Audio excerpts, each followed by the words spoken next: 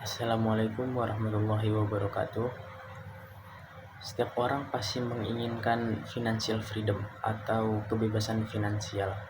Suatu kondisi di mana seseorang tidak perlu bekerja keras mencari uang untuk memenuhi kebutuhan kehidupan dia. Namun sebagai seorang muslim, kebebasan finansial ini bukan sekedar tumpukan harta berlimpah untuk menikmati nikmatnya dunia. Islam memandang kebebasan finansial ini sebagai sarana ibadah dengan tenang atau memberi manfaat lebih luas, dan juga tidak tidak tergantung atau terbebas ketergantungan kepada makhluk. Lalu bagaimana membangun kebebasan finansial yang berkah? Jawabannya dengan financial freedom dengan berbasis fikih muamalah atau aturan hukum Islam yang mengatur hubungan ekonomi antar manusia. Langkah pertama dalam fikih muamalah adalah memastikan kebersihan sumber harta. Kebebasan sejati tidak akan pernah terwujud jika aset kita bercampur dengan riba, gharar, dan maisir atau kezaliman. Secara sederhana, riba itu adalah lebihan ketika kita meminjam kepada seorang.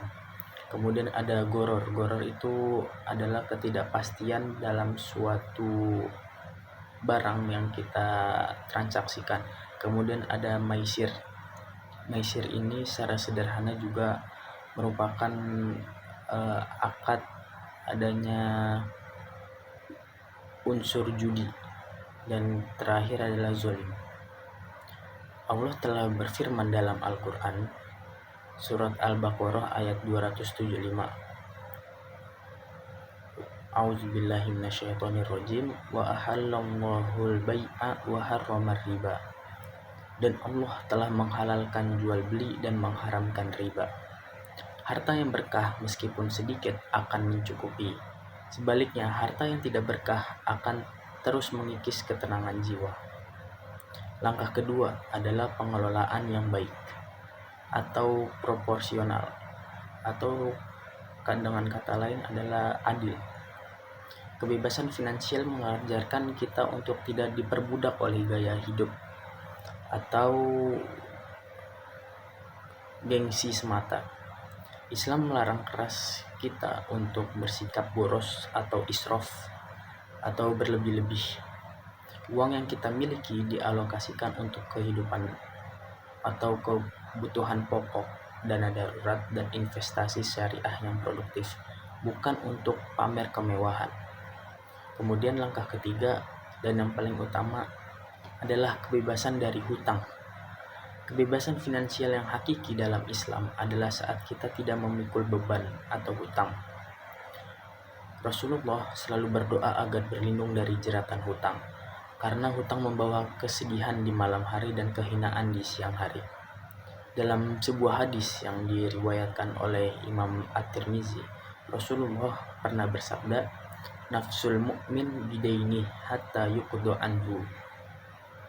Jiwa seseorang mukmin itu tergantung oleh utangnya hingga utang itu dilunasi. Bagaimana mungkin kita merasa bebas jika jiwa kita masih tergadaikan oleh hutang? Yang terakhir, pilar tertinggi financial freedom dalam Islam itu adalah berbagi melalui zakat, sedekah, infak, dan wakaf. Saat seseorang mencapai kebebasan finansial, harta mengalir menjadi investasi syariat atau investasi akhirat yang abadi. Kita tidak lagi menggenggam dunia di hati, melainkan hanya di tangan untuk disebarkan bagi kemaslahatan umat. Mari kita tata kembali niat dan strategi keuangan kita. Kejarlah kebebasan finansial ini dengan cara yang syar'i, agar kita tidak hanya merdeka secara finansial di dunia, tetapi juga selamat dan mulia di akhirat. Wassalamualaikum warahmatullahi wabarakatuh.